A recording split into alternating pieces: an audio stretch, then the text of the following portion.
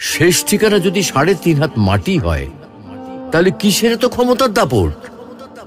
ভোর 5টায় মৃত্যু, সকাল 6টায় জানিয়ে দেওয়া হবে মাইকে, 8টায় শেষ গোসল করানো হবে, 9টায় তোমাকে নতুন কাপড়ে সাজানো হবে, জোহরের নামাজের পরে তোমার আলিশান বাড়ি থেকে বের করে নিয়ে যাওয়া হবে, 2টায় তোমার জানাজার নামাজ পড়ানো হবে, 2:30টায় তোমাকে কবরে নামিয়ে ফেলা হবে। মাটি দেওয়া শেষ হয়ে গেলে কেউ তোমার জন্য দোয়া করবে আর কেউ চলেও আসবে। এই তো জীবনের শেষ আয়োজন। তো কিসের তো অহংকার, কিসের তো ক্ষমতার দাপট? হ্যাঁ, ক্ষমতা কারোর জন্য চিরস্থায়ী নয়। অন্যায়ভাবে কাউকে ঠকালে একদিন ঠিক নিজেকেও ঠকতে হবে, এটাই নিয়ম। হ্যাঁ, এটাই নিয়ম।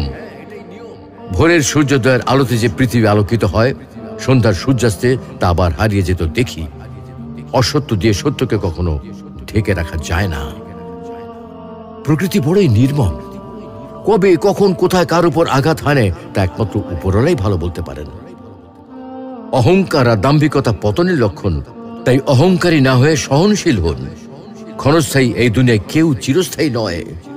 এজন্য ভুলে যেতে হবে সব রঙিন স্বপ্ন, ফিরে আসতে হবে রবের দিকে, কারণ শেষ ঠিকানা তো সেই 3.5 হাত মাটি।